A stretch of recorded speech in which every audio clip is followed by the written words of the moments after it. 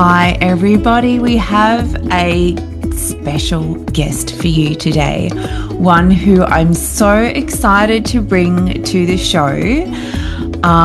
She is a vet, but she's so much more than that. Not that that's not enough, right? But she has a big passion for food, as do I. So it's just going to be a beautiful conversation about food as medicine.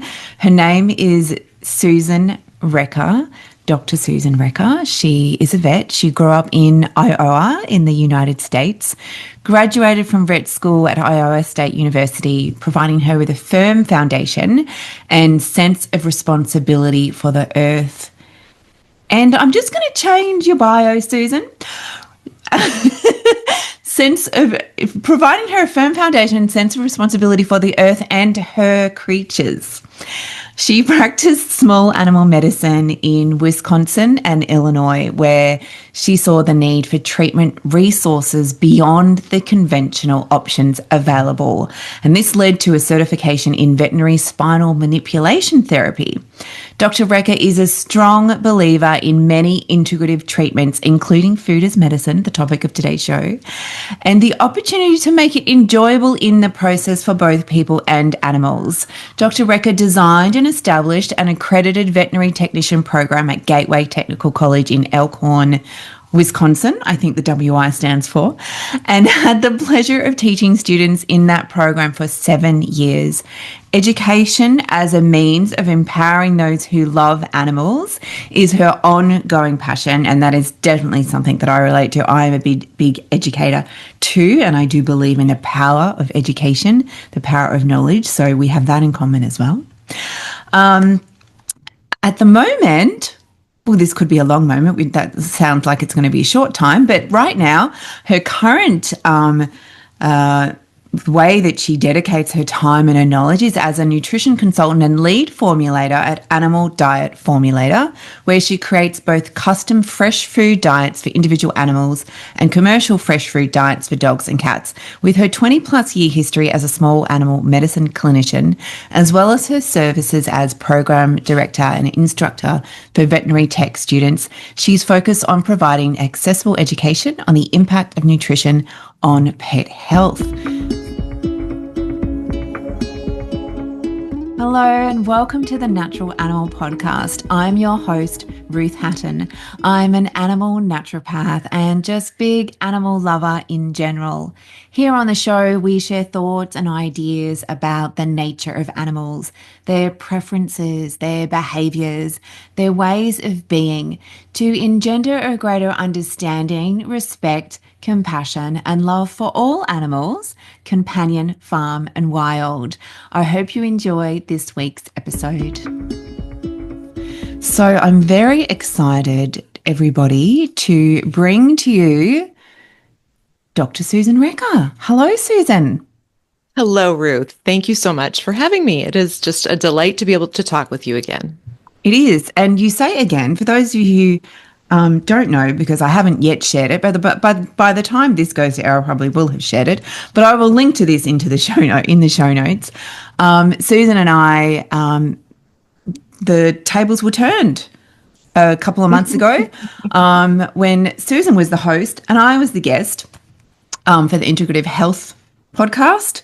And so now it's Susan's turn to be a guest on my show. So welcome, yes. welcome. Thank you. Yeah, we had just a lovely chat on the Integrative Animal Health Collective, which talks about, or I have the opportunity to talk to a number of people who have roles of whatever sort in supporting animal health. So there's a sister podcast on CIVT, the Integrative Veterinarian, and that host, Dr. Neil Civila, does a great job talking with veterinarians who are interested in integrative treatments.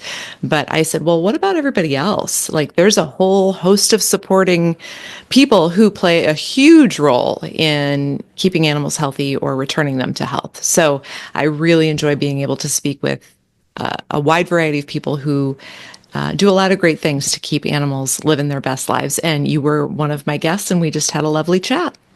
And thank you for putting forward that idea, because yes, as the industry grows and as more and more pet parents want to explore other ways of caring for their animals, they don't just want to hear from the vets.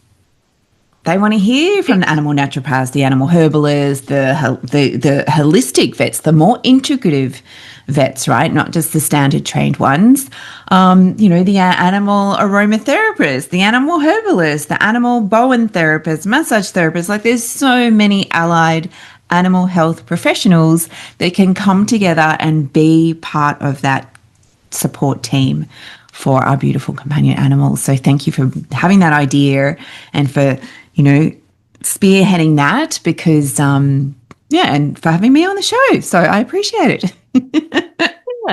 Yeah, it was a win-win. It was a win-win. I think it's great to get the word out, and it's just fun for me too. So selfishly, I enjoy doing it because it's fun to get to talk to people from around the world. Here we are across the world from each other, having a second lovely chat. So this is great. Exactly, and it's going to be different. It'll be different to the chat where you interviewed me. And you did say, I'll just clarify this for my listeners. Even though there are practitioners who do listen to my show, mostly I think it is pet parents. So you said CIVT. So for those of you who don't know what that is a College for Integrative Veterinary Therapies.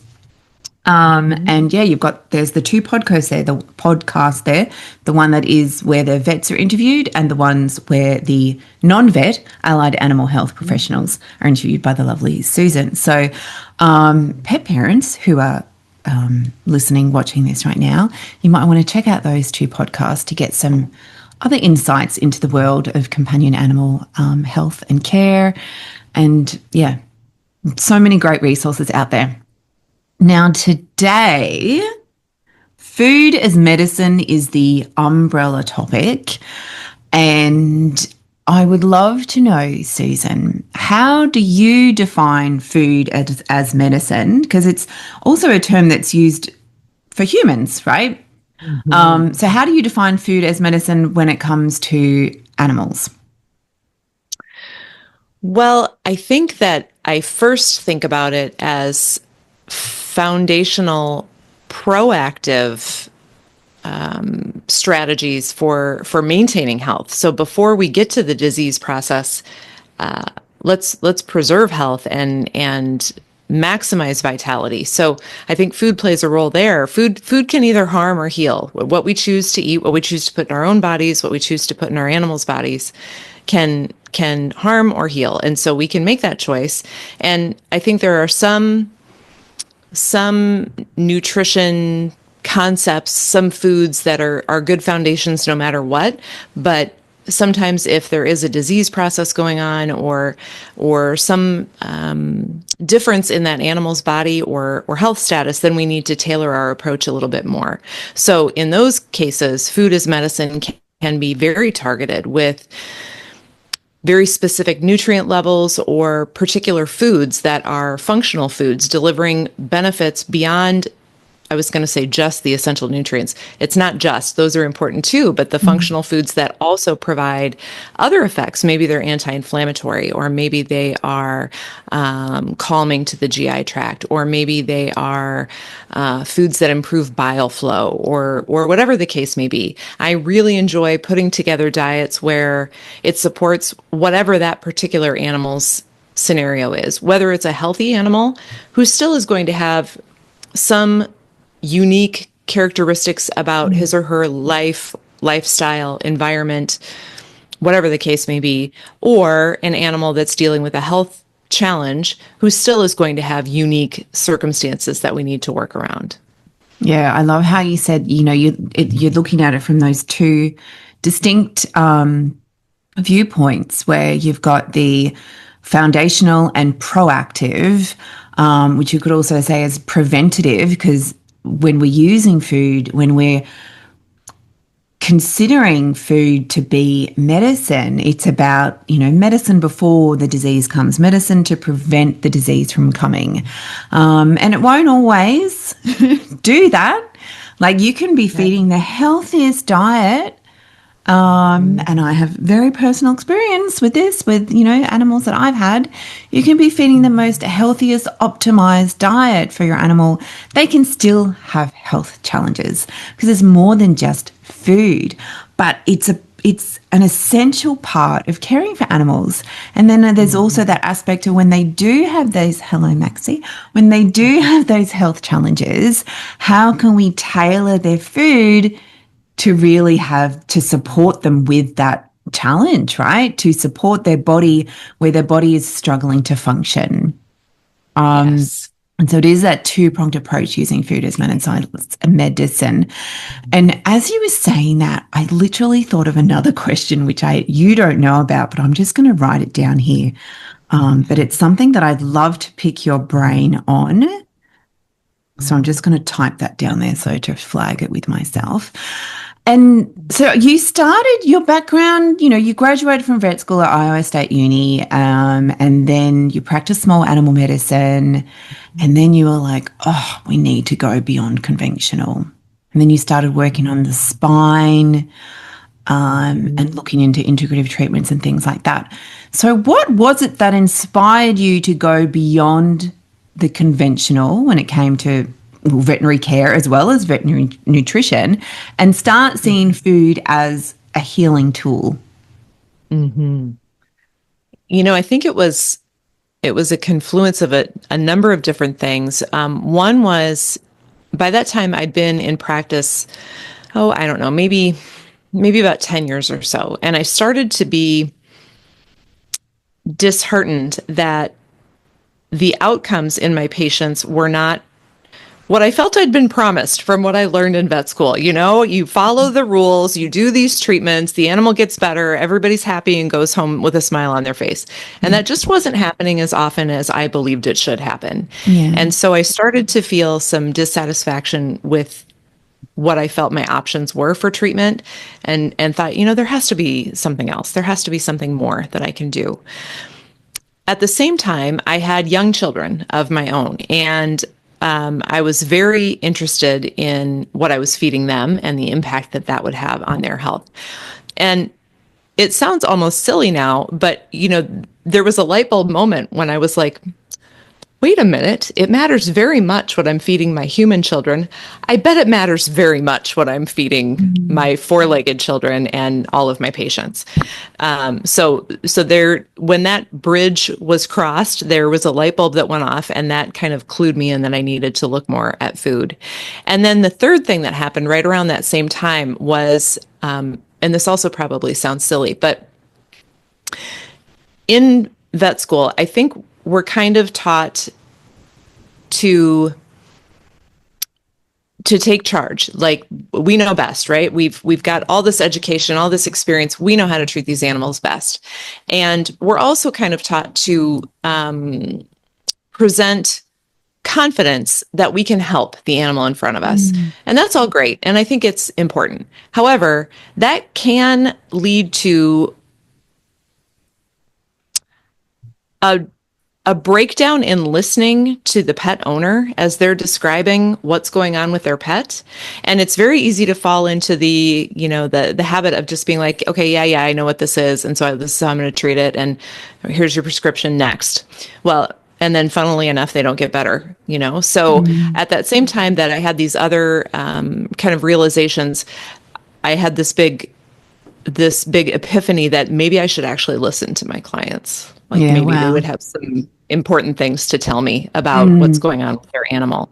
And so all of those things together were just they were all cofactors that catalyzed this desire to learn more. So then I went and became certified in veterinary spinal manipulation therapy, which is chiropractic. We just can't say that in Wisconsin. It's against the law to say that in the context of animals. Yeah. But it's chiropractic. And as with human chiropractors, nutrition is a big focus. And so that was introduced quite a bit in the course.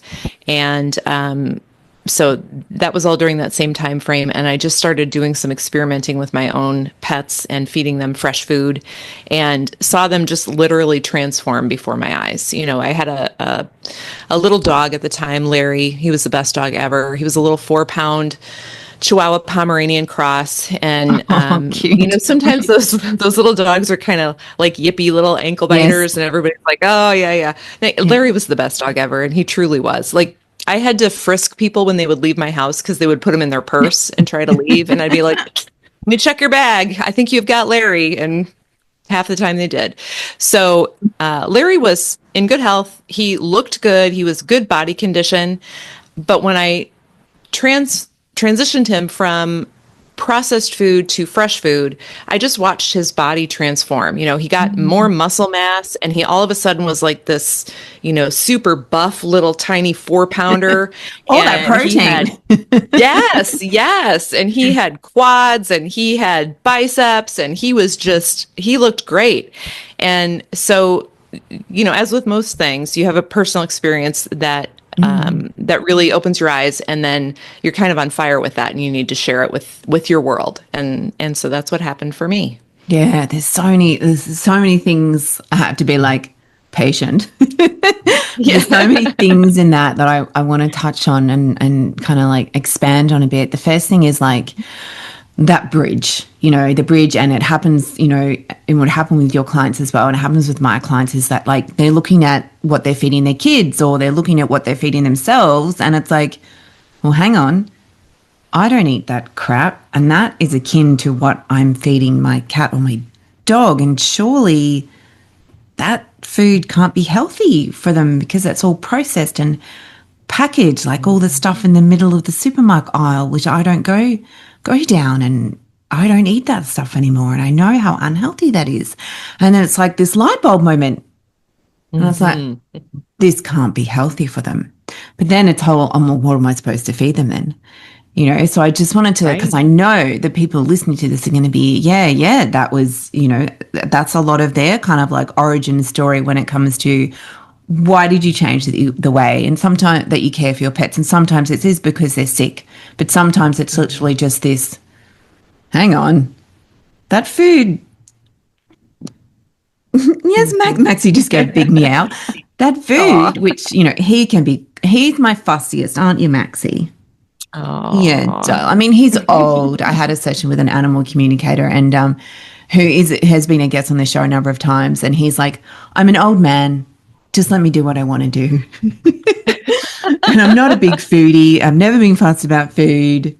So it's like, okay, so he still has some junky food mixed in with his beautiful, raw food when he's not eating just his raw. And again, it's like, this is something that I say to pet parents too. It's like, we can't be perfect. We have these beautiful animals that we can't control, and we have to just feed them the best food that we can.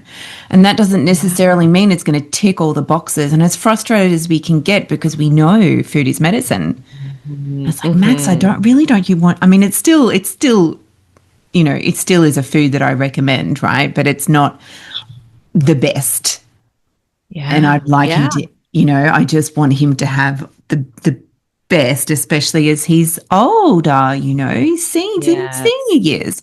But yeah, that bridge is so important, and it's that light bulb moment of how can this food be serving my animal's health. And then the other thing that you said is like, which I've never really come across before.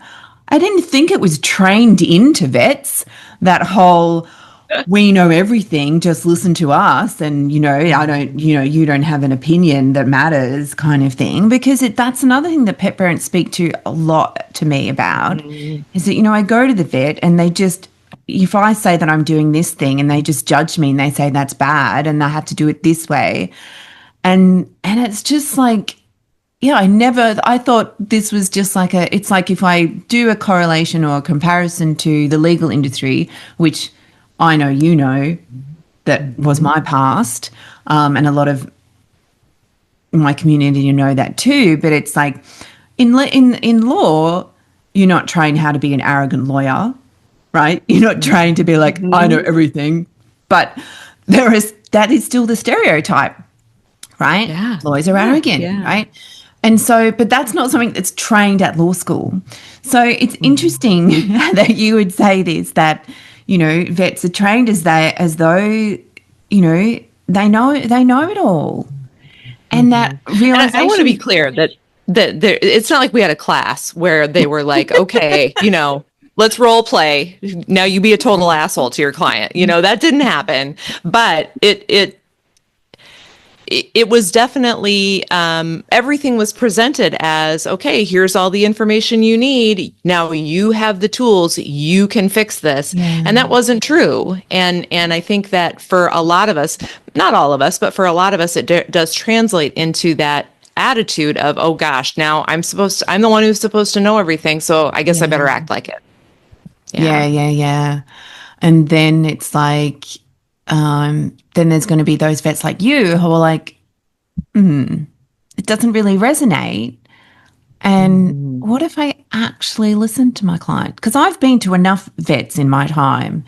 And I will say, certainly there have been those vets that won't have a bar of what I say. But then there have been vets who do listen, and they are the natural / holistic / integrative vets. They listen. They want to know what I think. And I think that's probably fed into my practice as well as like, your animal better than I do. Yeah. So your input matters, right? Mm-hmm. Did you find that in your practice as well? What happened when you actually listened to your clients? It was gratifying to me because I became better able to, I think I became a better diagnostician when I was gathering all the clues I could. Yeah. But it was also kind of a challenge because, and maybe you're familiar with this, having seen veterinarians who practice conventional medicine versus more integrative veterinarians. Conventional medicine is on a timetable. You've got 10 minutes to get that appointment done. It takes time to listen to your clients. It takes time to ask them questions and tease out that information. So in the practice environment I was in, it actually didn't work well for me to have this newfound desire to listen to my clients because there was no time in the schedule for that. Later, I was at a different practice and I did have a bit more freedom with my time to be able to have a deeper dive. And I appreciated that because, as I mentioned, I felt like it gave me more to work with. And so I was better able to serve the client, but also the animal to really get to the bottom of what was going on. Yeah. And that's a really important point that you made is like, and we touched on this when you were interviewing me, is like the way that the system is designed, which is akin to the human medicine system where you go see a GP and you've got like 10 minutes. And it's like, how can you possibly get all of the information and come up with a diagnosis in 10 minutes? Like it's not enough time. No, not even close. It's only those when you go and then it becomes, up to like the owner of the particular clinic to decide, I don't want to run my clinic that way. Let's have longer appointments, so that we can get that information. And then because you have that information helps you to understand the animal and what's going on and the different layers when there is a health issue. Right? Yes, absolutely. So when you're having these beautiful conversations or when you probably, you're not in clinic anymore, are you? You're not saying no. So but when you were having those conversations with your clients, how receptive did you find them to using food as medicine, as using it therapeutically? And how does it show up in your work today? Are you still having those conversations, but to a different audience? Yeah. So when I first started listening and first started using food as medicine, I was in that environment that was not so receptive. So in fact, that clinic did not want me to talk about fresh food or raw food. So I did on several occasions have conversations with clients that went something like this. The client would say, I'm interested in feeding raw food. And I would say things like, oh, you should never feed raw food. It's really bad. But like, if you were going to, you could try this one, So I had to really kind of skate around the parameters that were set for me in that clinic. And then when I went to a more open environment, then the clients that were coming to that clinic that was more integrative, they were already primed and ready to know that food was important. Well, most of them. There were some that weren't, but they were more ready to hear that information and consider it.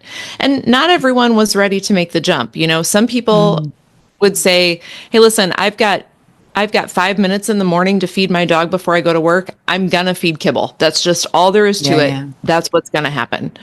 Okay, all right. Well, let's talk about maybe using some blueberries as training treats when you're out for a walk, rather than, you know, some sort of ultra processed jerky treat or something like that. Let's talk about how we can fit fresher food into your lifestyle in a way that's going to work. Yeah, I love that. And what I do now, people are coming to me already knowing that that's what I do, is fresh food diet formulation. So they're already ready for that, but some of them are brand new to it and they don't know how it works, and they're looking for information or just kind of guidance to get into it.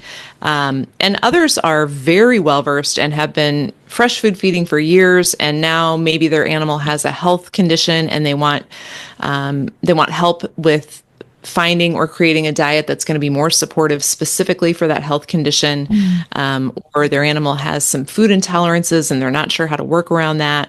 So the clients that I work with now, it's not, there's not as much of a learning curve as there was with clients that I was working with in clinic. Yeah, yeah. And when you say that in the clinics that you worked in where you weren't allowed to recommend raw, where did that come from? Was it just like these are the rules of the clinic, we don't recommend raw because it's really bad? Like, is that literally, like, where does that belief stem from? Is it taught in vet school, or like that raw food is bad, or is it literally just you can only feed these kinds of food? Like, where does it come from? So the American Veterinary Medical Association has a position, an official position on it, and it is do not feed raw food. Right. So you will be going against standard of care in the US if you recommend raw food. Wow. I don't know what the situation is here. I'll have to ask when I have another Australian vet on the show. I'll have to ask them. Right. So you are going against the pet feeding standards of care if you say that you can feed raw food. And then how do the integrative clinics get around it? They just be like, whatever. Yeah, I mean, I think there's a lot of issues where, like CBD dosing, for example, that's not my area of expertise, but there's, you know, for a while there, the law was you can't talk about it. You can't mention it in your exam room.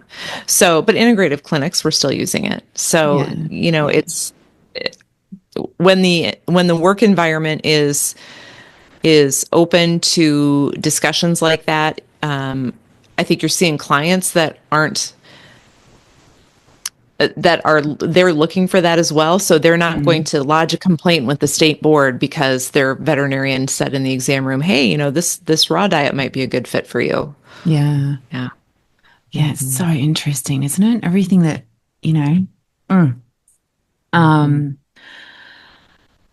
Okay. So one of the things that comes up a lot with pet food is balanced and complete, right? And this stems from the whole AFCO, I'm not even going to try and remember, American Agricultural... American Association of Feed Control Officials.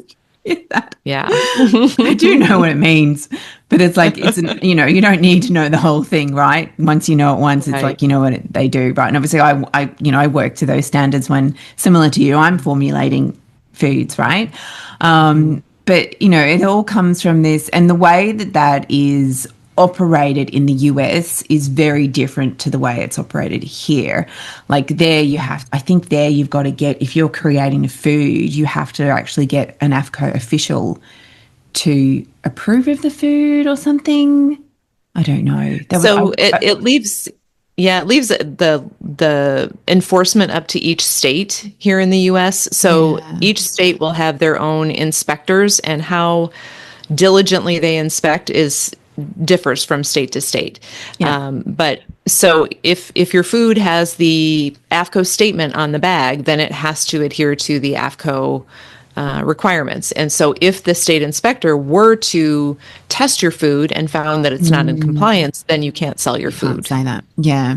So it's so interesting because here in Australia, most pet food brands will say, they'll say it's completely balanced and they'll refer to the AAFCO nutritional profiles.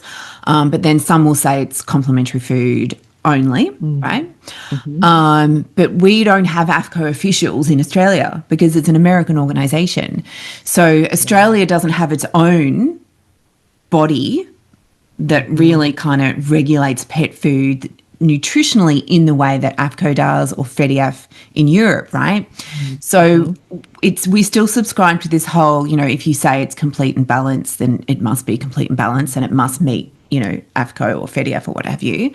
And if it doesn't, then you can't say that. But yeah, there's no like AAFCO official going around and doing tests on the food, right? When we're looking at AAFCO, when we're looking at FEDIAF and what these organisations say as to these are the nutrients that are needed, that are essential, that are in a cat and dog diet, whether they're growth or adult, growth, pregnant, lactating or adult. And this is what makes a diet balanced and complete. When we're using food as medicine, right, does a therapeutic diet necessarily meet those balanced or complete requirements? Does it have to? Does it need to? Are there any differences? Or is it simply that, it can still meet the balanced and complete requirement, but it's therapeutic because of X, Y, Z? Can you speak? I've thrown like 3 questions at you, but it all goes back to that, whole thing is like the differences, if there are any, between therapeutic diet and one that's balanced and complete. So feel free to go diet, like deep in that and go broad in that in terms of, AAFCO and FEDIAF nutrient profiles versus real food and stuff like that. Sure. Okay. So a therapeutic diet, by definition, at least in the U.S., a veterinary therapeutic diet is one that's sold by prescription only or designed by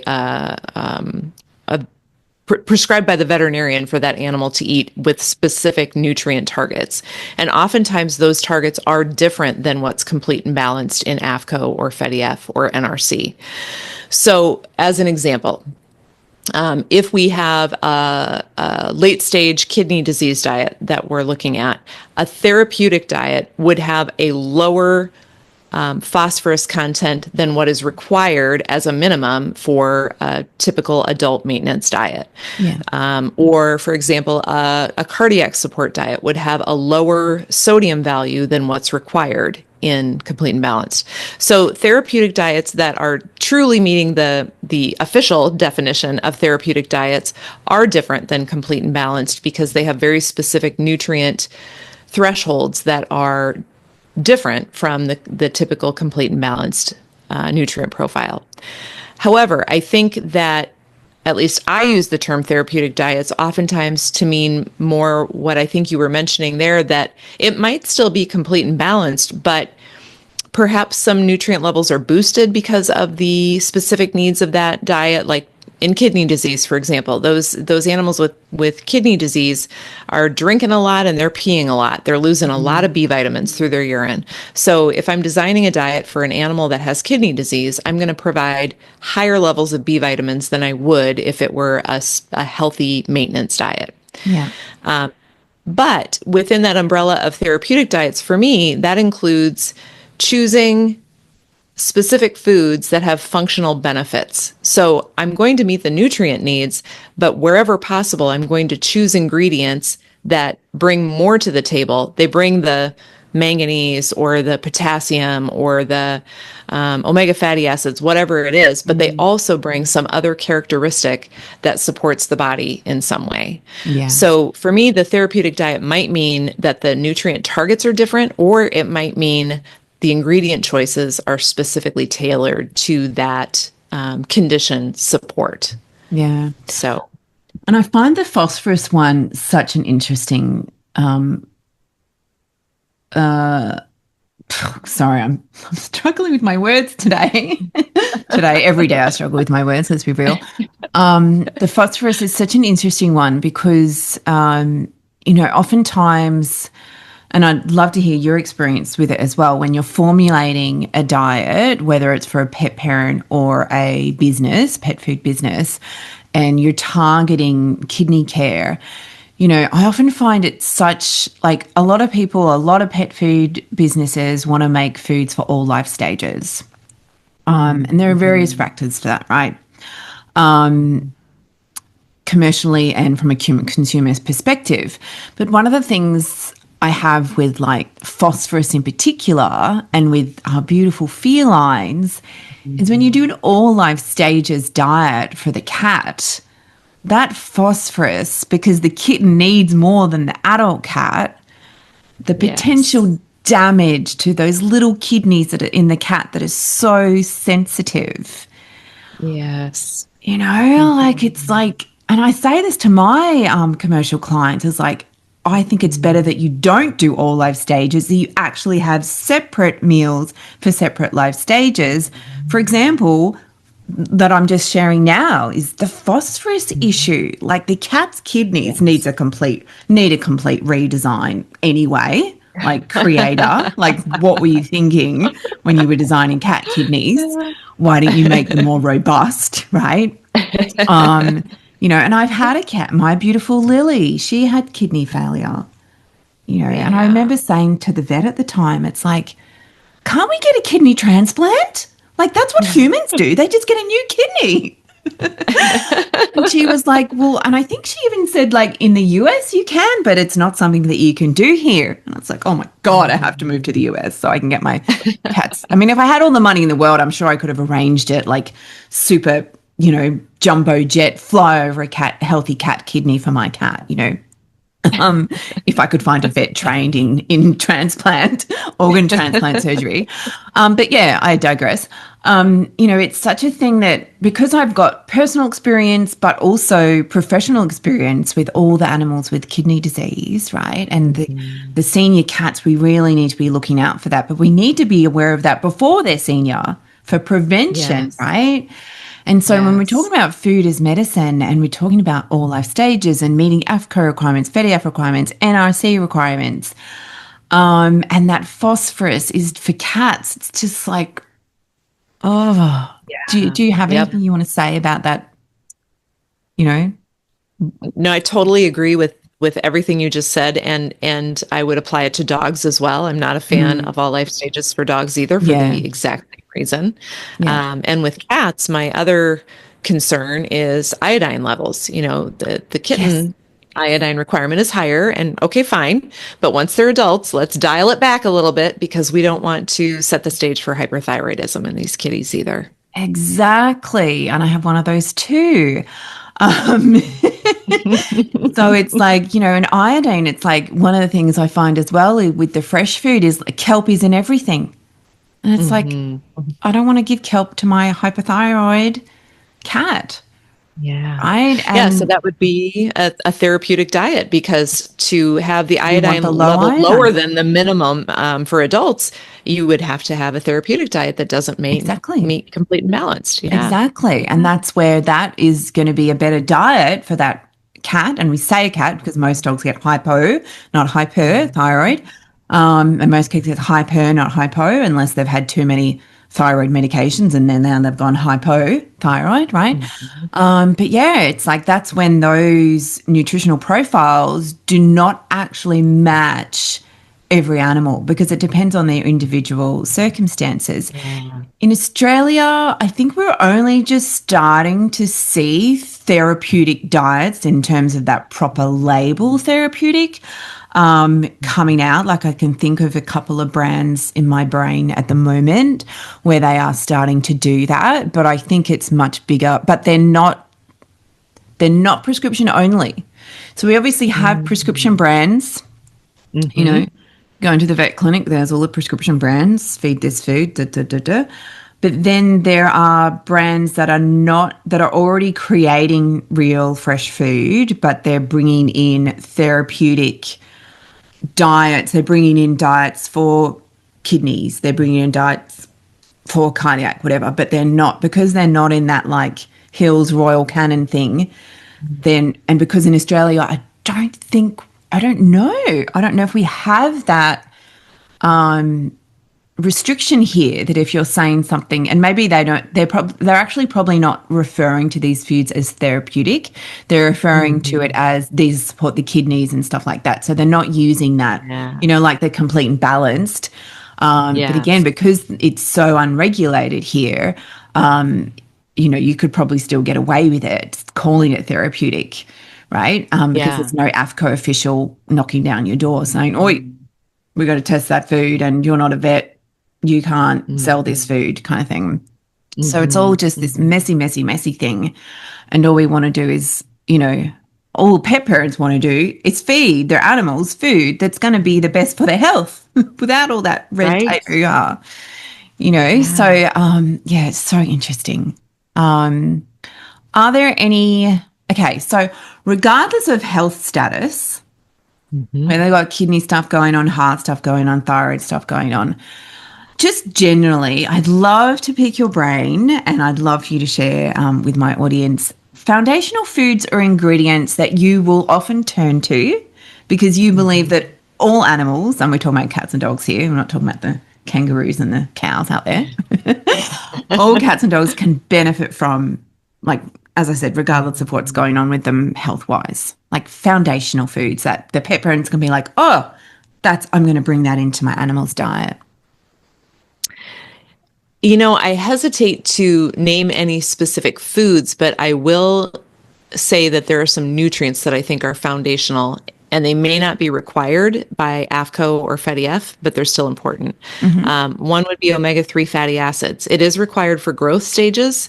It's not required for adults, but it should be. And so omega-3 fatty acids are really important for all life stages. And I don't know that I want to say that I'm in favor of them enacting a requirement for adults because those fatty acids are so fragile and so prone to oxidation that if companies are adding them to foods and the fish oil or other marine sources of omega-3 fatty acids are sitting in that food, whether it's in a bag on the shelf or in the freezer, those fatty acids are very fragile and they can be damaged by oxidation and become rancid.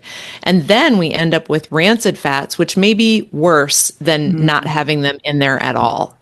So having said that, I think that providing a source of omega-3 fatty acids to your dog or your cat at the time of feeding is a really good thing to do for just about any dog or cat. And that might be fish oil, it might be sardines, it might be salmon, whatever works best for your particular animal. Algae oil, there's a number of different options. Now, there's so much more algae oil coming out on the market. We need that because of the just toxicity of the oceans, right? But there are foods, I know they have like linoleic acid minimum requirements in AFCO, but we're talking more about the omega-3. There still are a lot of pet foods that put in omega-3 fats, like your fish oil, right? And it's in the kibble and it's in the cooked canned food, right? And it's always like, well, at what stage are they putting in this fish oil, right? Particularly with those cooked foods, are they cooking it? Because that's going to destroy it. But then you've got, you've got that scenario with the kibble, open bag, close bag, open bag, close bag, all of the exposure to the oxygen, which makes those really sensitive fats, as you said, go rancid. and they can have a toxic effect in the body. So you're turning something anti-inflammatory into something pro-inflammatory. And the whole inflammation thing, the world that we live in with all of the chemical exposure is just a recipe for inflammation. So anything, I would agree, anything that we can, foods that we can bring into our animals' diet to help combat the inflammatory nature of, most diets, but our environment is, important. And the omega-3, like separate to whether you have a senior who's got musculoskeletal, omega-3 is essential to every aspect of the body. Yeah. Yes, absolutely. Absolutely. And there certainly are ingredients that I use over and over and over again that have an anti-inflammatory effect. So for example, I will usually use herbs and spices to meet the manganese requirement in diets because then I get a twofer. I get my manganese, but if I'm choosing turmeric or ginger or cinnamon to meet that, I'm also getting a really nice anti-inflammatory effect with that. Yeah, it's true. Yeah. So that's kind of a low-hanging fruit for me to get some good anti-inflammatory components into the diet. The other nutrient that I think is a good foundation for everyone, and it doesn't get enough good press, is fiber. And for dogs and cats alike, fiber is important, and oftentimes they're lacking. And so we see a whole host of problems from that. The microbiome is not being supported, so then the immune system can suffer. Behavior can suffer because of the gut-brain connection. So if we're not nourishing that gut microbiome, we might see some behavior issues in our dogs or cats. Kitties are notorious for, particularly if they're not being fed a super species appropriate diet, being chronically dehydrated and not having enough fiber. That's a perfect recipe for terrible constipation. And I can't tell you the number of cats I've seen who live their whole lives in a state of constipation. Yeah. I have a client at the moment with a very constipated cat who is on a truckload of laxatives. And it's like, I actually think there's maybe, as well as the laxatives, like it's kind of like softening the stool, but the bowel is not moving the stool out. Like this poor cat only poos like once every 4 days. But in this case, this cat is on a lot of fiber, a ton of fiber, a lot of vegetables. And I've actually said to the client, can we dial that back a bit? Because we just want to, whilst you're still giving these laxatives, let's just see what happens when you dial that back a bit. And I think for cats, it's interesting you say that all the constipated cats, but if they're eating kibble, there's so much carbohydrate in kibble. How would you differentiate between carbohydrate and fiber, right? Because carbohydrate will often be a source of fiber. If you think about, wheat and stuff like that. So, Yeah. So kibble is notoriously very high in carbohydrates, but primarily the starch portion of those carbohydrates. So there will be some fiber in most kibbles, and they're starting to add more and more added fibers to kibbles. So if you read the ingredients label, you'll think, you'll see things like cellulose or beet pulp fiber or, like literal sawdust really is what it is. It's sawdust that they're I'm so glad you said that, because I tell people that all the time and they don't believe me. They think, I'm sure they think I'm making it up. I'm like, no, I'm telling you, if it doesn't say vegetable cellulose or cellulose from vegetables, it is wood shavings. Yes. Yes, your dogs can eat sticks and that's wood, but really, do you want them to eat sawdust off the floor? Like, who knows what kind of crap is rolled up in that? And they swear, they look at me like I'm just this conspiracy theorist. And I'm like, I'll back you up on that. I'll back you up on that. But I am starting to see more, even ultra processed food brands adding things like inulin and pectin and fructooligosaccharides. So those are fermentable fibers that are going to feed the gut microbiome and potentially make a big difference for that animal. Doesn't mean that ultra processed food doesn't still have a super high starch content, and I'm not a fan of that for just about any animal. There are some animals that do better with higher carbs than others, but I'm not a big fan of high starch content for anybody. So when I'm looking for fibers, I'm looking for low starch veggies or sometimes those added fibers that are fermentable and are going to have a beneficial effect on the microbiome. And sometimes we need insoluble fiber too for those animals that need their stool to be bulked up so that it puts enough pressure on the anal glands so that the anal glands will empty when they have a bowel movement, so that it's stretching the colon enough that it's triggering those receptors that tell the colon it needs to move things down the line. So we need both insoluble and soluble fiber. But what I see over and over again is dogs and cats that just aren't getting enough fiber, period. And I love how you differentiate between the starches and the fibers that are actually beneficial, that are the kinds of carbohydrate, for want of a better word, because they do fall into that carbohydrate category, right? Yeah. That actually support gut health. And I find this a lot as well. I'd love to know, and if you don't want to answer, it's fine. But I'd love to know what you think about, it's very trendy food. I have a lot of clients, not a lot, but some clients who ask me about it. The things like your resistant starches, like green banana resistant starch. And I still kind of feel like, well, it's still a starch. And especially if your dog, it often comes up with dogs, if your dog is already on a high carb diet, it probably doesn't need any more starch, even if it's from green banana resistant starch, right? So what are your thoughts about that? I can't cite you the papers, but I am aware of some studies that showed some pretty beneficial effects with resistant starch, particularly green bananas, in terms of prebiotic fiber for feeding the microbiome without the blood glucose and then subsequent insulin spike that we do see with starchy foods like grains or starchy root vegetables. Yeah. So I'm okay with green bananas.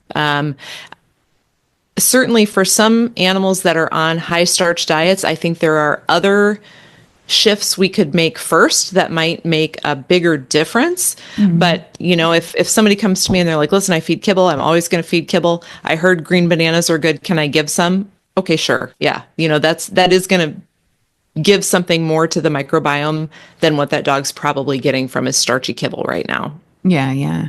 I guess it's always like, just keep an eye on your dog's digestion. Keep an eye on his poops. Yep. Exactly. Yeah. And sometimes people don't. If there's not a mess they have to clean up, they're not necessarily monitoring. And same thing with kitties in the litter box. When kitties are pooping out those tiny little rock hard pebbles, I don't think people register that as a problem because, it's easy to clean up and that's what she's always done. And so it must be normal. Well, no, it's not. And it is. It can be challenging though, like even when you're feeding raw and like a lot of raw foods can be quite heavy in bone or not necessarily heavy. They're still in alignment with, the ratios of like raw feeding, bones, what have you. But I will often find that, even with my own cats, you want those, you don't want kibble poos. Like when I got my little kitten, which I'm surprised she hasn't showed her pretty face yet for our chat. But she came from the rescue, so she'd been eating kibble and, her first poo, so those first few days as the rest of the kibble was moving out of her body, I was like, oh my God.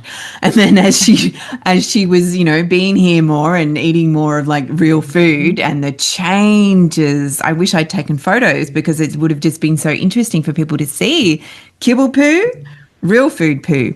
But then on the other side of that, you get this like her poos are getting smaller and smaller and smaller and smaller. And I'm like, when is small too small? Right? When is firm too firm? Yes. So you got one of my own cats. Yeah. I have two cats and mine are both raw fed.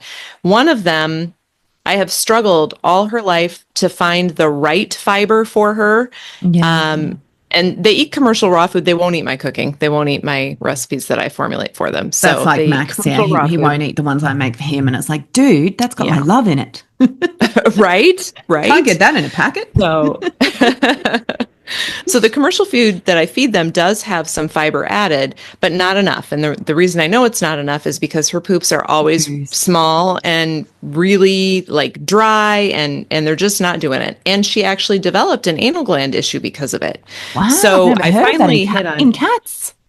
it I've never come ruptured. across She that. had an anal gland rupture, and it's, I Wow. believe, because her poop didn't have enough bulk. It didn't have enough size to express those anal glands as it was coming Of out. course, So, yeah. You still so got to I have the finally bulk. just, yes. So I finally recently was able to find the mixture that's working well for her right now, and it's chia seeds. Chia seeds are Interesting. And do you make it primo. up as a gel, as a chia gel, and then add it to I food? just mix it right into her commercial raw food. Just mix it right in, and she is the pickiest cat on the planet. And she She still loves it. eats. I mean, the chia seeds are tiny. I'd like, Yes. yes, Kat, you're very good at picking things out. Let's see if you can pick out these chia seeds. And you haven't noticed any chia seeds in a poop? No, I mean, no. you But now probably she need a has, magnifying glass to see a chia right, seed in exactly. I poop. haven't looked that close. So maybe they're there. But her stool volume size has increased. It's not huge, but it looks like what I think it should for her body size now. And Yeah. it's well hydrated. It's not firm and dry. So for right now, that's what's working well for her. But, that might change, and I might have to find something else that is the right fiber for her. So interesting. I'm going to try that with my cats because sometimes, particularly with Matilda, like they're really small. They've gotten really small. I mean, she is really small, but I'm like, really? Yeah. That small? Are your poo supposed to be that small? And this is what I mean. It's like, this is my job, but we're always still learning. Like we can't Yes, profess to know yes. everything. Like I don't know everything. Nope. And then my cats are teaching me all the time and I'm looking at the poos and I'm like, I don't like that poo.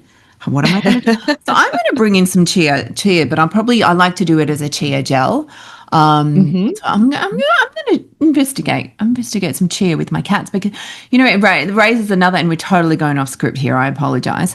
But it raises another point in terms of chia and cats, but in terms of plant foods for cats. And I've recently started feeding my cats another pre-made raw food, which Max liked at this is typical cat style, right? I like it the first time, but I don't like it again. I like it as soon as you buy a whole lot of it, and then I don't like it And anymore. then I don't want it now that your anymore. freezer's full, I don't Just want give it. me that canned stuff, right? Because I love the canned stuff. And just feed me sardines. I love the sardines. No. Yes, we're talking about you, Maxie, and your penchant for sardines. No, it's not a cat diet, 100% sardines, darling. No. So,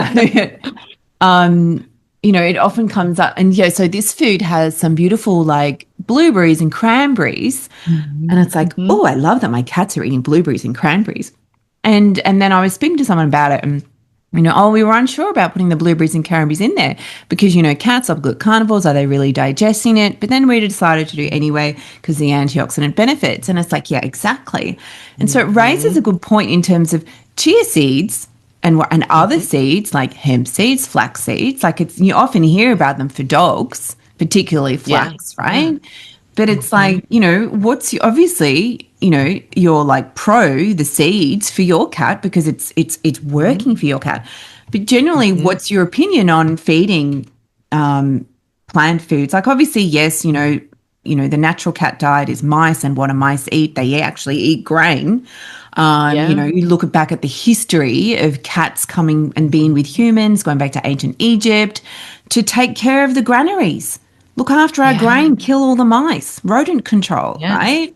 And they're eating the gut contents. But that's just like grain. And obviously mice don't just eat grain. And particularly if I think about the mice around where I live, because I live in the forest, and there are mice. And Elvie got one the other night. And he did eat it, thankfully, because I always say you kill it, you eat it.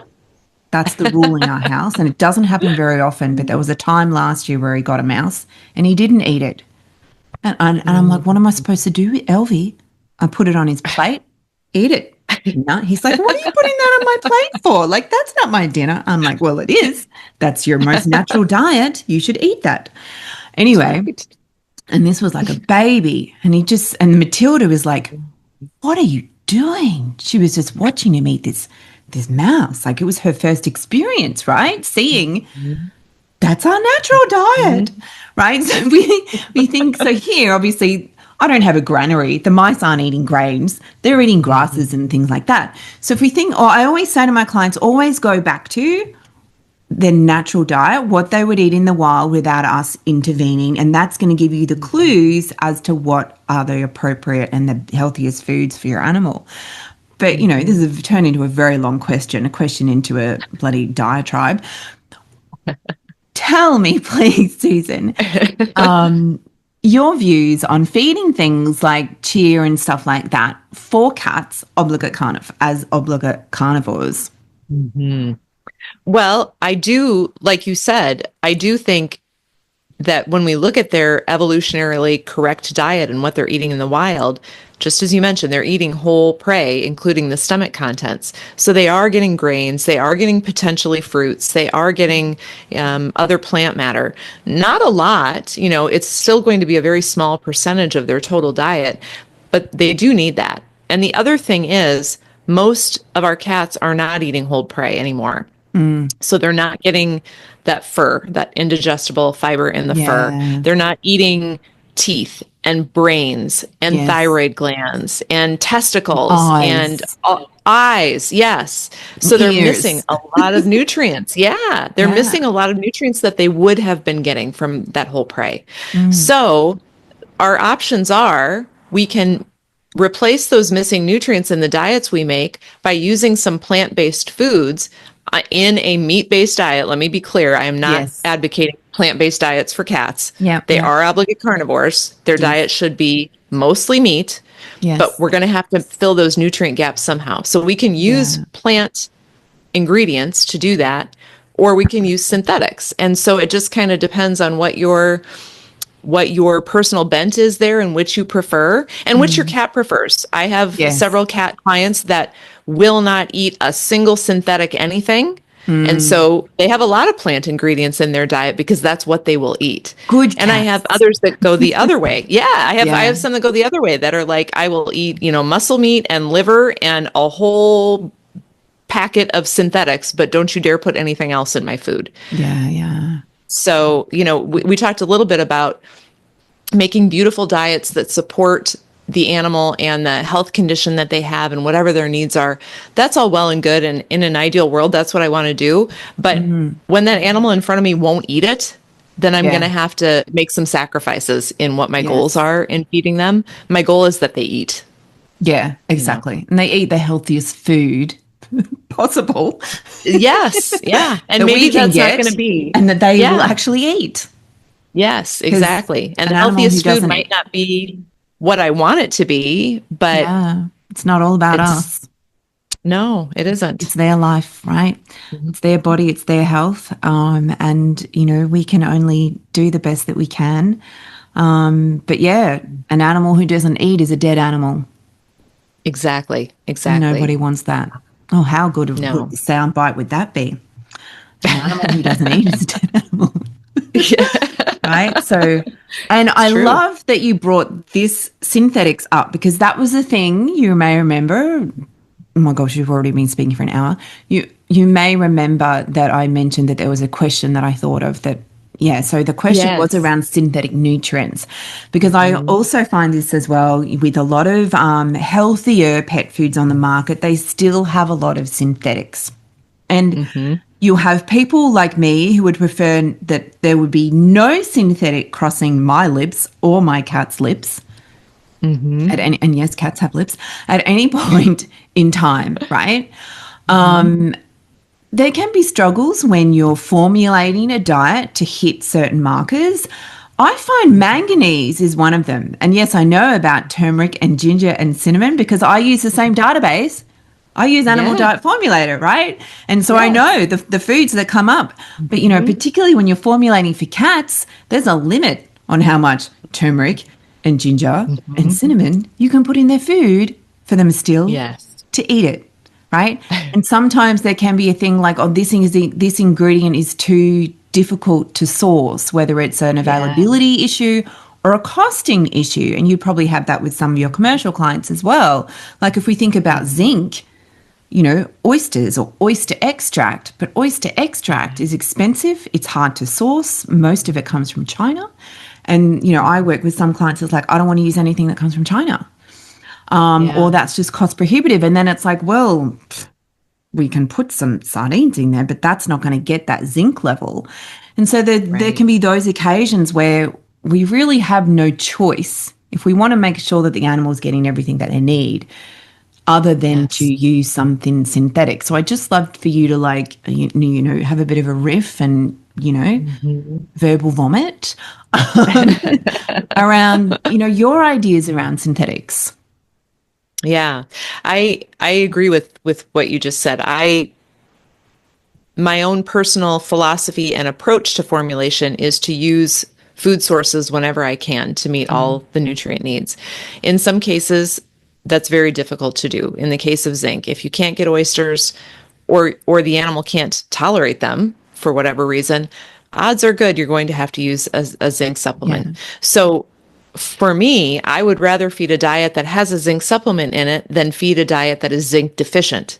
Zinc is very important for a whole host of body processes. And when animals are deficient in zinc, a lot of bad things can happen with their immune systems, with their reproductive function.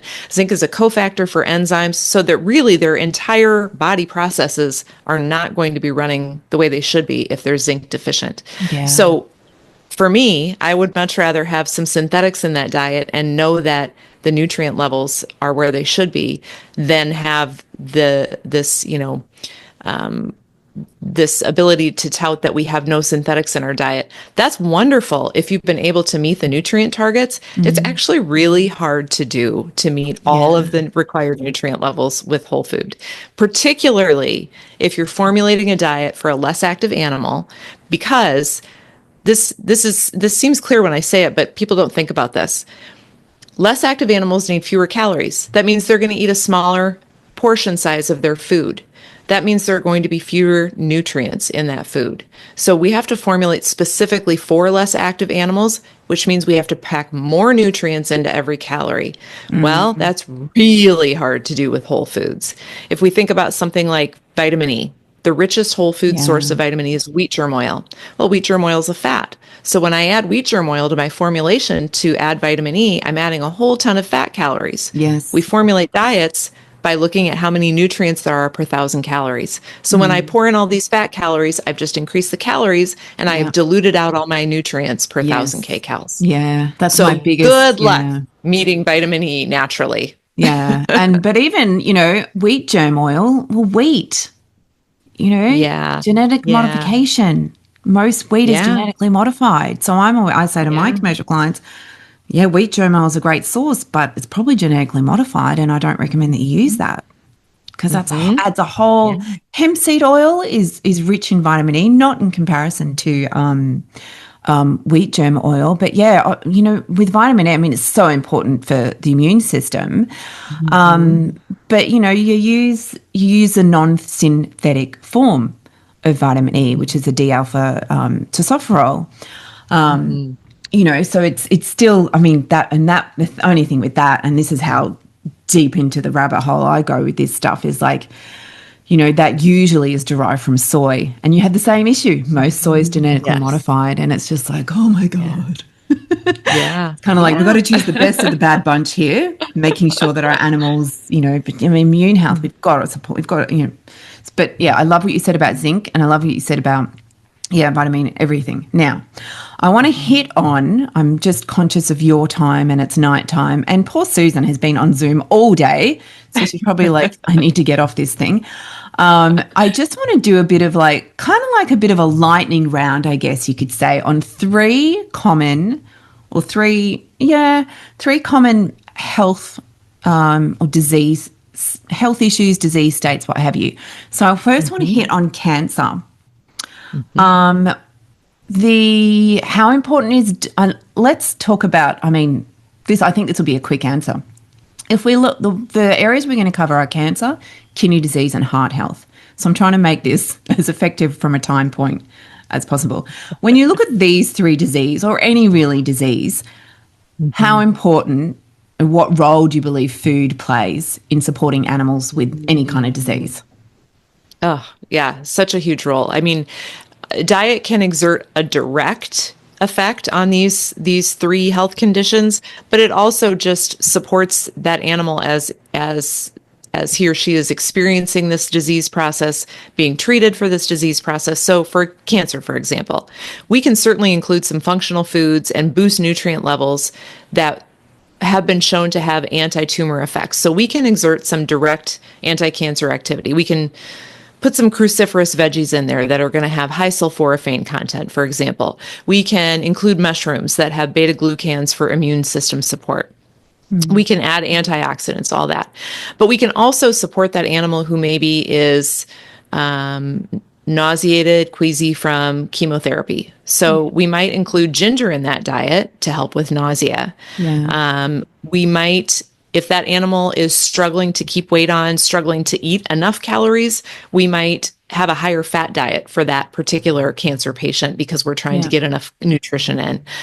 Conversely, if that animal during its cancer treatment is having GI issues, we might actually look at lowering the fat and then doing some more gut supportive things along with this cancer support diet. So again, it kind of comes down to, okay, what are our diet goals for cancer? But then what else is this particular animal dealing with? And how can we support all of that in this diet as best we can? But again, some of these guys are like, they don't want to eat anything but the crap. dog equivalent of a bag of chips, and so you get in them what you can, and maybe treats are an option where you can fit in some other nutrients. I had a case once. It was a little dog who had stage 4 kidney disease, and she would not touch real food. She would only eat the equivalent of a bag of chips, as he said. And it was like, well, like we said before, she's got to eat. Right? Yep. But let's bring some herbs in. She takes the herbs. Yes, fantastic. Let's bring some mushrooms or whatever. No, it wasn't. We were talking about kidney, not cancer. But it was like, yes, how can we get some supportive foods or plants or what have you into their diet if, they're only going to eat the not health promoting food, right? And what well, I guess you've touched on this already with the key nutritional goals when feeding a pet with cancer. And again, it's kind of like, you spoke about antioxidants, ginger for nausea if they're on chemo and they're having that side effect, the higher fat if they're struggling with weight, if there's gastrointestinal issues, might lower the fat and add some gut support. So are there any other cancer, immune system, how are you supporting the immune system? I imagine that would be a key nutritional goal when feeding a pet with cancer. Yeah, for sure. And so, we also have to look then at if this is an animal that typically eats raw food, are they currently undergoing chemotherapy or radiation, or are they super immunosuppressed from anything having to do with their diet? Maybe we need to look at cooking food for a while, Yeah. And so that's just something that we have to take on an individual basis to support the immune system and to not introduce more insults to the immune system if it's not able to take them on at that time. And why? But again, why is that? Why is the recommendation that for an immune compromised animal that cooked is better than raw? So with raw food, we're introducing bacteria and potentially parasites in the raw meat. Healthy dogs and cats, their systems are designed for that. They can handle it no problem. Yeah. But when their immune system is severely compromised, their natural defenses that are present to guard against those bacterial or viral or fungal or parasitic invasions are just not up to doing their job as well. So it is possible for a dog or a cat on chemo to get E. coli or salmonella or some other foodborne disease from raw meat because their immune system just is not as able to handle it. Yeah. And I'm not saying that every cancer dog or cat has to eat cooked food. I don't believe that's true, but I do think we need to look at the individual and assess the risk, weigh the cost benefit ratio, and see which comes out on top. Yeah. And is it just like if they're on chemo, or is it does it become more of an issue because of what chemo does to the body? Yeah, chemo is designed to kill cells, and so we give it because we want it to kill the cancer cells, but it actually kills any rapidly dividing cell in the body. Yeah. So that's the lining of the gut and the bone marrow. And our immune system cells come from the bone marrow. So immune system just tanks when we're on chemo because the drug's doing what it's designed to do. It's wiping out all of the rapidly dividing cells. Yeah. It's like, and you're always going to have those pet parents that are divided between, they'll go down the straight, they'll just do the chemo or the radiation or what have you. Like I've had clients come to me, they don't want to touch any of that. And then I have clients come to me who they are doing that, but they want to support their animal naturally. Yes. And that's where you get this, we're using the natural approach as an adjunct to fill in the gaps and to take care of the areas in the body that are being, assaulted by what's being put into them. That will hopefully save their life. And I think it's a matter of it's such an individual decision, right? In terms of how do you want to care for your animal with this disease? Yes. And it's just, And I guess the thing is, like, you've just given so many ideas and so many different ways that we can support the animal who has cancer, and especially with those beautiful foods like the cruciferous veg and the mushrooms and antioxidants, definitely. We've just answered the next question, raw versus cooked, and I didn't even realise that it was written there. So there you go. Now, kidney disease, is there anything else that you want to say about cancer, feeding the animal with cancer? I think just, again, I want to reiterate that sometimes people get really frustrated if their animal won't eat the perfect diet for cancer or for whatever they're dealing with. Again, we just want that animal to eat. And maybe after we get over this hump and they're feeling a little better, maybe we can get them onto a more ideal diet. So what we're feeding them today isn't necessarily what they're going to eat forever or even for the duration of their disease process. But we can every day try to take a step closer to where we want to be. And we might not always do that. Some days we might wake up and we've taken a few steps back. Okay, so we'll start there and we'll take steps forward as we can. Yeah. And that's okay. And, we want your dog or your cat to be eating. If you have opportunities to introduce foods that are going to be more supportive, great. Let's take those opportunities. But if you can't, don't beat yourself up about it. Yeah, exactly. Now, we touched slightly on kidney disease before when we were talking about phosphorus. Now, still, after all these years and years and years and years and years, I remember watching a webinar from CIVT with Terry Grow. She's done another one since then. I haven't watched the most recent one, but I had the one from a few years back, and it was about feeding like the felines with kidney disease. And I loved everything she said in that around, the whole thing around protein.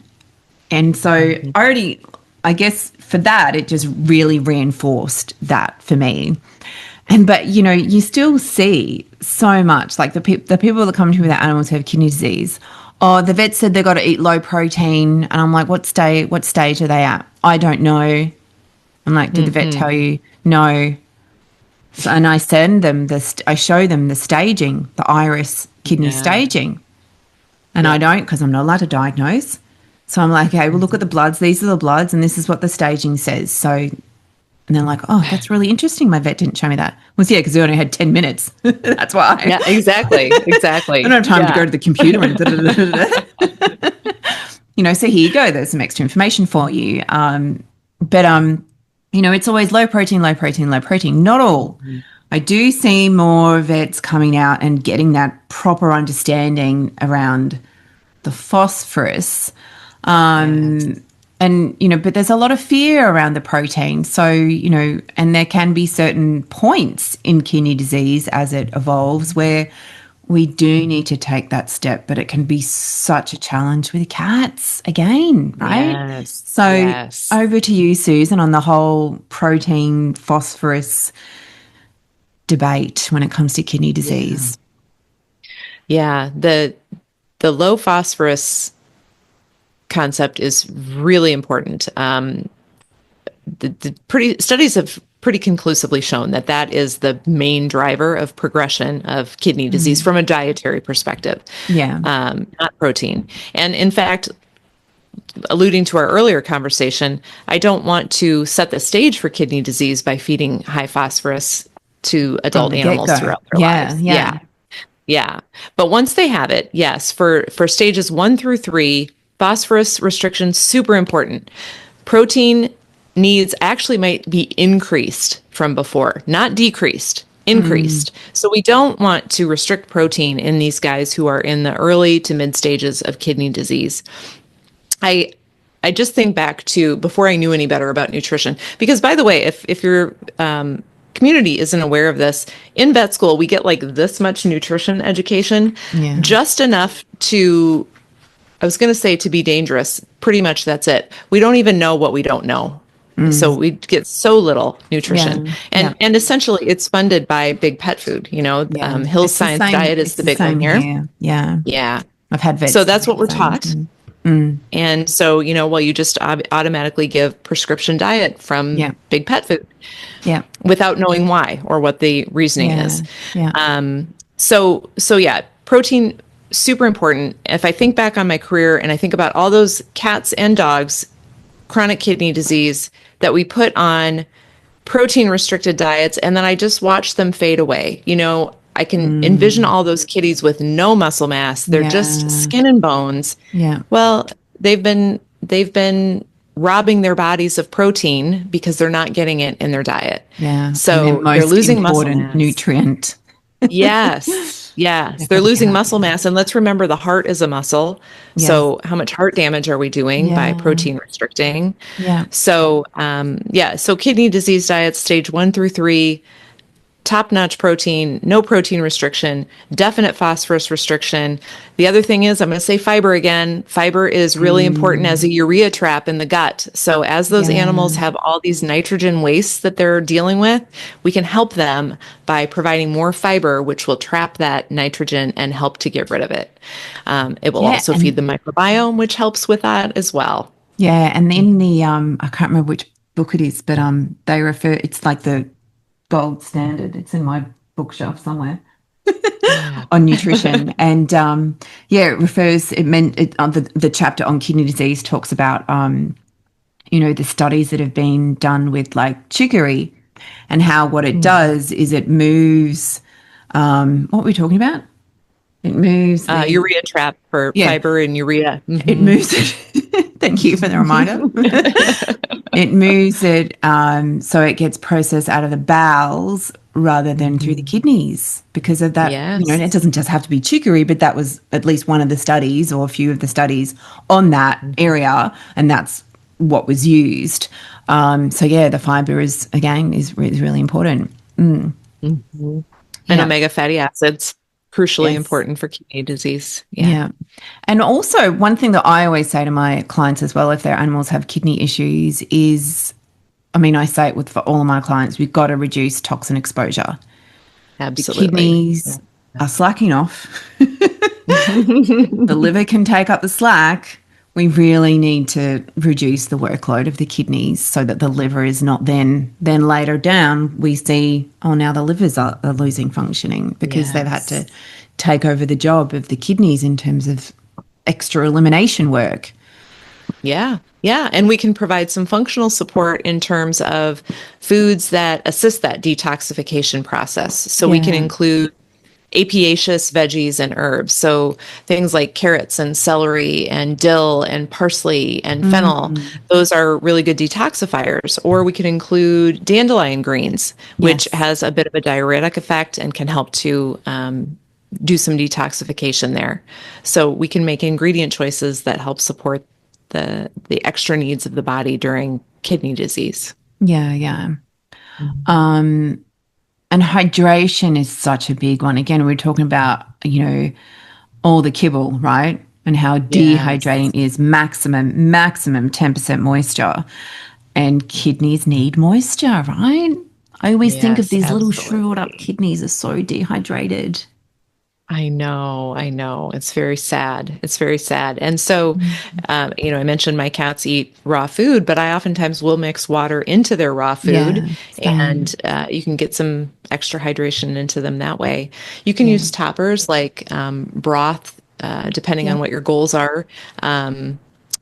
You can use like a mushroom broth. That would be an extra immune boosting Yeah. and fluid added. You can use caffeine-free teas. So you can use herbal teas as toppers and get some more Yeah. of those polyphenols and antioxidants in there with Yeah, I that love extra that. hydration.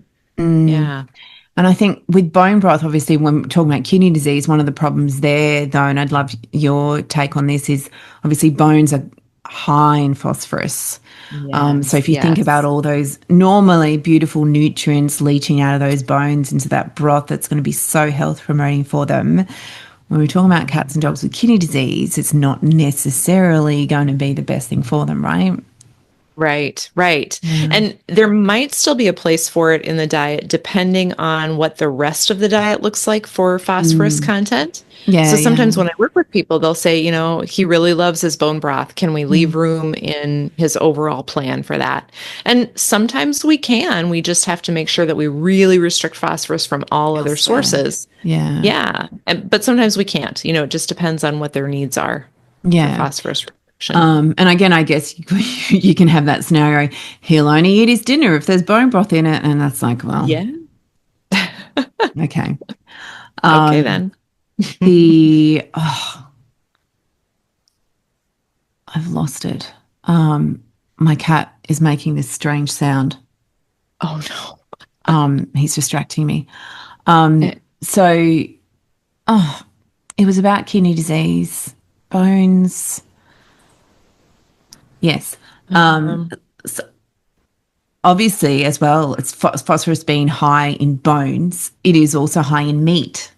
So when we're yes, talking about yes. the cat, particularly as an obligate carnivore, Hmm. we have lower phosphorus sources of protein, right? So what are your Hmm. go-tos when we're talking about the lower phosphorus proteins that we can incorporate? It really depends on what the entire diet is, because Mm. as I'm using some of those other ingredients to meet nutrient needs, sometimes that can dilute out the phosphorus a little Yeah, bit. So good I point. wouldn't say that Yeah, there's necessarily like any proteins that I will always use for kidney disease or some that I will never use for kidney disease. It just depends on what the rest of that diet looks like and how yeah. all the pieces fit together. Yeah. And Yeah. again, it's like, let's chuck that into the database and see where the numbers land. Hmm. Yeah, when we're Yes. working out those individualized diets. And any herbs or supplements that you regularly turn to, generally turn to support kidney function? So my role is just for diet formulation. So if the pet owner is giving herbs or other supplements specifically for disease support, they're typically getting that from the veterinarian who's Okay. Yeah. in charge of the care. I will put things into the diet that have a functional role for that organ system, but are still a food component. So if that makes sense. So like I'll Yeah. use dandelion greens as a detoxifier, but they're also providing the potassium in my Yeah. diet. So Yeah. something like Yeah. that.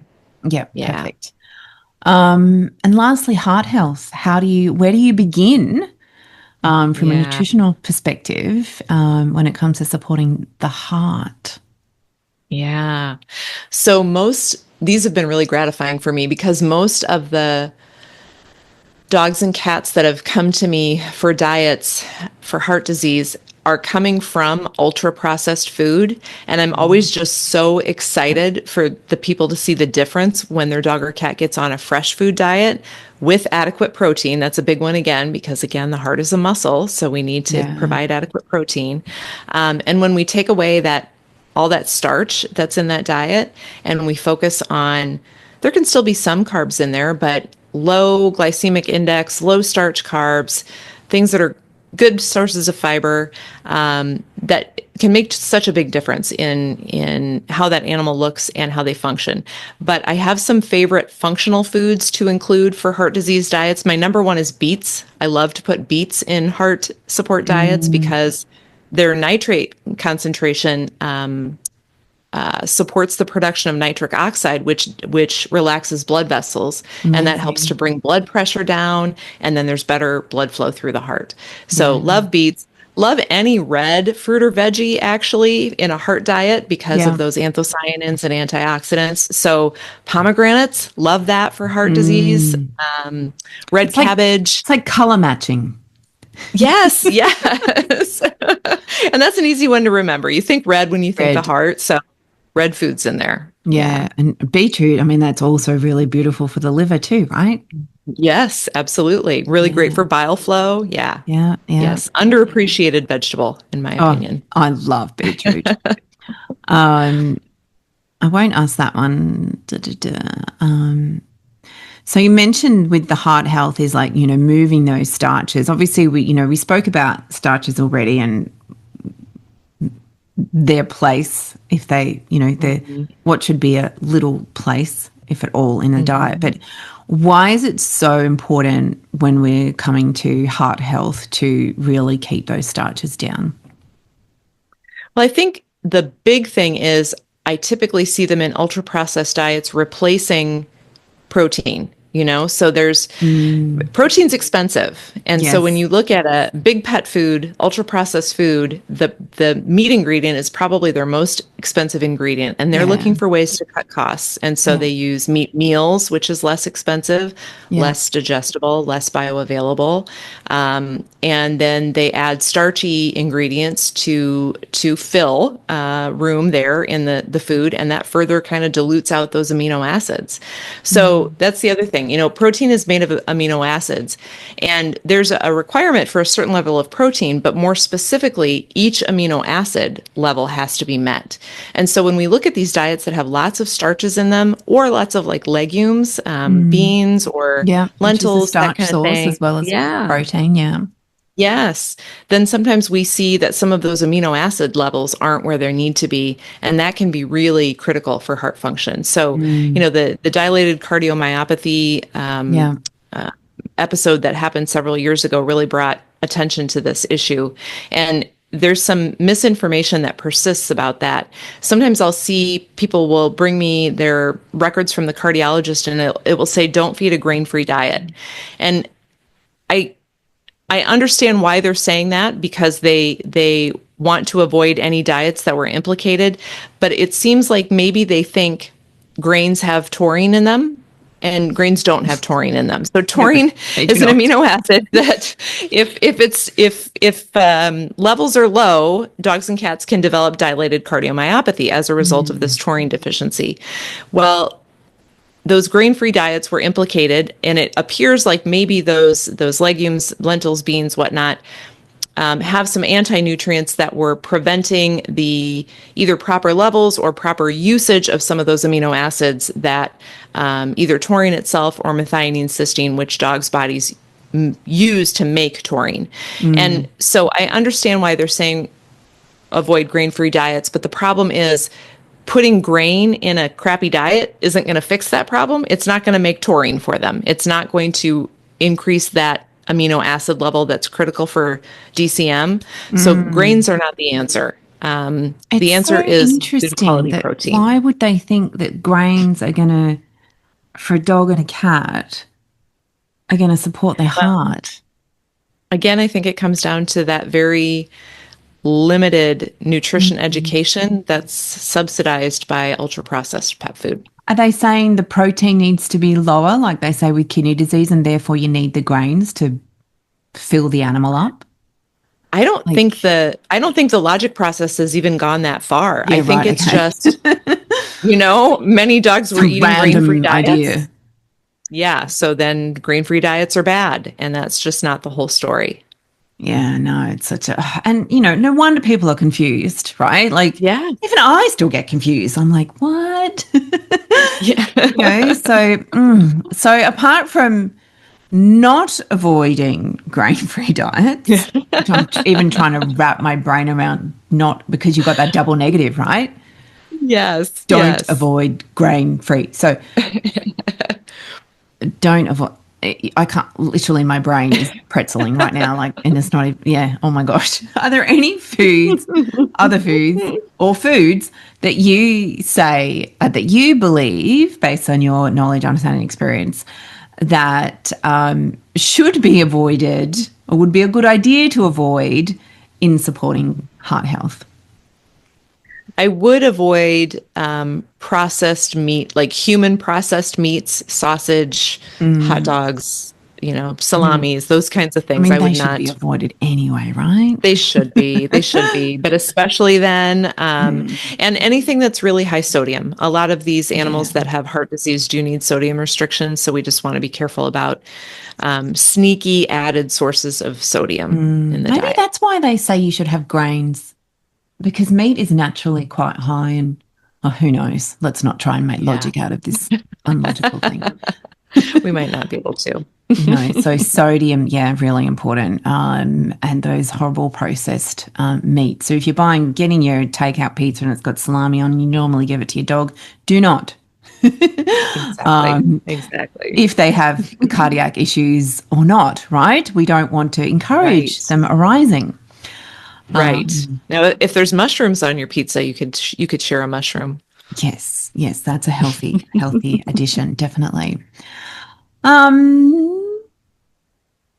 got a few questions to wrap our beautiful, very intensive conversation. So much in this. I think I'll have to listen to it 3 times myself. If you could share one simple food-based change, every pet parent, not making it easy on you, every single pet parent could make today to improve their pet's long-term health, what would it be?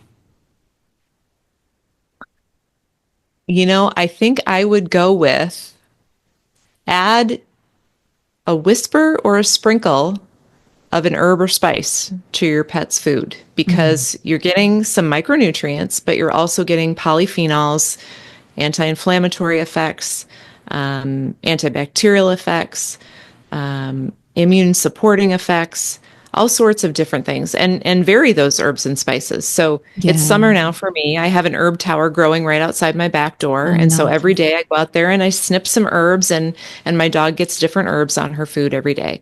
Now my cats will not accept that from me. That's not true. One of my cats will accept that. The other one will not. But I still try. I still try occasionally, and I do grow catnip on my herb tower as well. And so I Yeah. snip some fresh catnip and bring that in for my Yeah. picky cat. She likes Yes. that. Yeah. But, or a sprinkle of turmeric, a sprinkle of ginger, a sprinkle of cinnamon, varying those things that you're introducing will improve microbiome diversity, be a source of polyphenols, antioxidants, as well as source of micronutrients. Yeah. Like I'm doing that with a little baby, like because she's so small and, she's a baby. So it's like I want to help you build a really strong immune system. So my boys, because they're both seniors, they're on my blend of like natural vitamin C foods, the little supplement I sell. And they get that just because it's like I think every senior should have it because, seniors aging is a stressor. So for those of you who don't know, cats and dogs do generate, it's a good word, generate their own vitamin C, not like us, we don't, we have to get it in our diet. But any form of stressor, like us, can deplete vitamin C stores. So my seniors, it's always just a part of that protocol. Vitamin C is a good idea, but use food sources. So the boys get that. So I've even given the baby, she gets like microdose. Yeah. Tiny bit of the vitamin C blend and a tiny bit of the medicinal mushroom blend that my boys get as well, because it's like we're building your healthy immune system.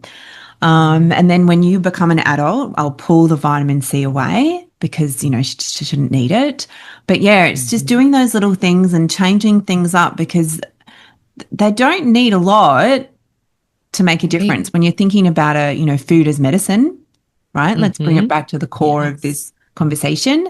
It's like, you're giving little bits, and if you can grow the fresh, I'm not very good at growing the fresh, then that's even better. Fresh is best, right? But if you can't, if you're like me and, well, dried is fine too.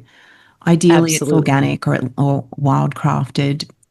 But you can add those little bits in there. Yes. What gives you the most hope when using food to support animals with chronic disease?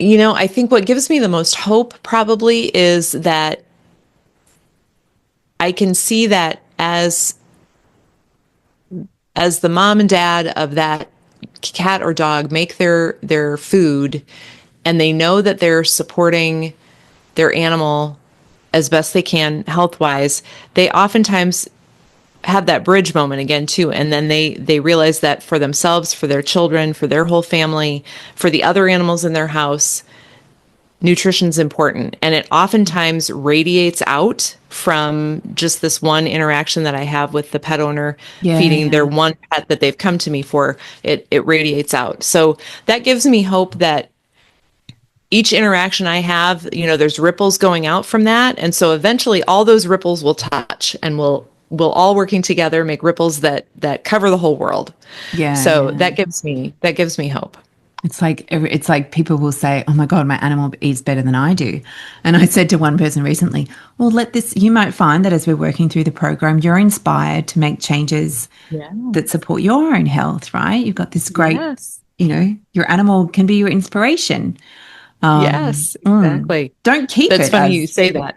Yeah. It's funny you said that, because our swag bags for ADF, when we go to conferences, they say my pet eats better than I do.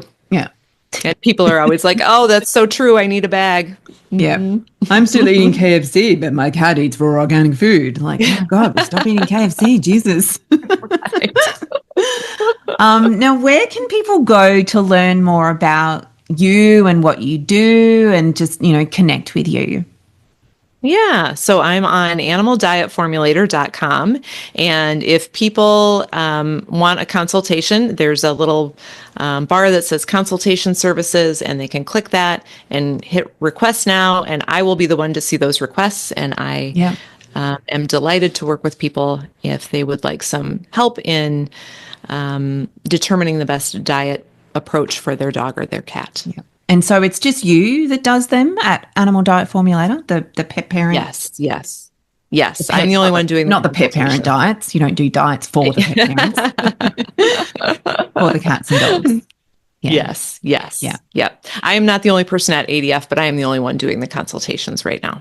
Yeah. Gosh, if you were the only person there. And my final question that I ask every guest: if there was one thing you could change about the human-animal relationship, what would it be?